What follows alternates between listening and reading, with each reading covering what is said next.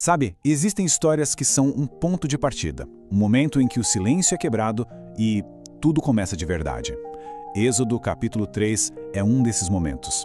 É uma história sobre um encontro que vai fundar uma nação, mas que, curiosamente, começa no anonimato total, num deserto qualquer.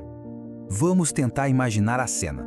A vida de Moisés era feita basicamente disso. Da rotina de cuidar de ovelhas, que nem eram suas, do silêncio gigantesco do deserto de Midian e do completo anonimato de um homem que fugiu da própria história, um príncipe que virou pastor.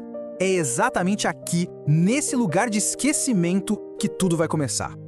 Porque, veja bem, a revelação de Deus raramente acontece com trombetas e fogos de artifício. Muitas vezes ela invade o nosso dia a dia. Ela surge no meio do trabalho simples, quando a gente acha que ninguém está olhando. E aí, no meio dessa rotina, algo quebra a monotonia. Um sinal estranho, um sinal que obriga a parar e olhar de novo. Uma sarça, que é só um arbusto comum do deserto, de repente está em chamas.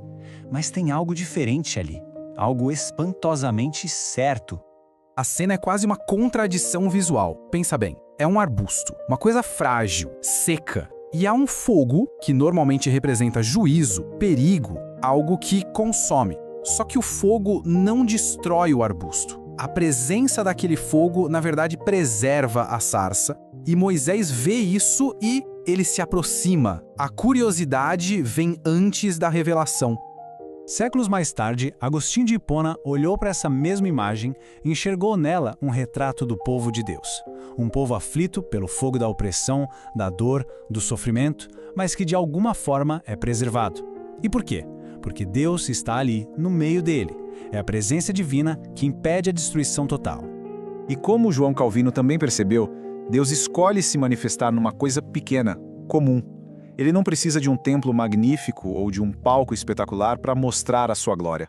Ele se revela no que é humilde, no ordinário, justamente para que a nossa atenção se volte só para Ele. E é do meio desse fogo que vem uma voz. E as primeiras palavras de Deus para Moisés não são um plano de ação, não são uma estratégia, são um comando de reverência, uma ordem que define a natureza daquele encontro. Essas palavras, elas mudam tudo. Aquele deserto comum, de repente, vira um santuário. A rotina de pastorear vira um ato de adoração. E Moisés, o pastor, se torna, antes de tudo, um adorador. Ele aprende qual é o seu lugar. Mas o que isso significa de fato? Um chão sagrado? O que torna um lugar santo? Não é a arquitetura, nem a tradição, é a presença. Onde Deus está, o chão se torna santo. Simples assim. Martim Lutero tinha uma percepção muito boa sobre isso. Para ele, tirar as sandálias é reconhecer um limite. Santidade não significa que Deus está longe, frio, desinteressado. Pelo contrário, significa que Ele está tão perto que a sua presença é poderosa, transformadora, até perigosa para a nossa autossuficiência. E isso exige reverência. E aqui a gente vê o coração do caráter de Deus tudo num único momento. O mesmo Deus que diz não se aproxime por causa da sua santidade absoluta, é o Deus que logo em seguida diz, eu vi a aflição do meu povo e eu desci para livrá-los. A santidade dele não anula o envolvimento. Na verdade, ela é o fundamento. É por ser santo que ele age com justiça e misericórdia. Então, Moisés faz a pergunta mais importante de todas. Ele precisa de um nome, de uma identidade para levar para o povo escravizado e também para os seus opressores. E a resposta que ele recebe? Bom, essa é a revelação central de toda a Bíblia. Isso não é uma definição, como a gente define as coisas. É uma declaração de existência. Uma afirmação de liberdade absoluta. É um nome que se recusa a ser controlado, a caber nas nossas caixinhas. Esse nome, Eu Sou, revela um Deus que é a própria fonte de tudo o que existe, que não depende de nada nem de ninguém. Um Deus que afirma que a sua presença é uma realidade constante e que a sua fidelidade é o que move as suas ações. E, acima de tudo, um ser que não pode ser manipulado ou definido pelas nossas categorias. E essa autorrevelação de Deus lá no deserto, ela não fica presa no passado. Ela ecoa, atravessa os séculos e encontra seu cumprimento mais perfeito e pleno em uma pessoa. A sarça é quase como uma prévia da encarnação. Lá em Horebe, a gente tem Deus presente no que é frágil, um fogo divino habitando um arbusto comum. E nos evangelhos, a gente tem a realidade final disso, a glória de Deus habitando na fragilidade da carne humana, na pessoa de Jesus. Então, quando Jesus diz, eu sou o pão da vida, eu sou a luz do mundo, ou, de forma ainda mais direta, antes que Abraão existisse, eu sou, ele está reivindicando para si exatamente o mesmo nome divino que foi revelado a Moisés na sarça. Ele é o Deus que desceu para libertar.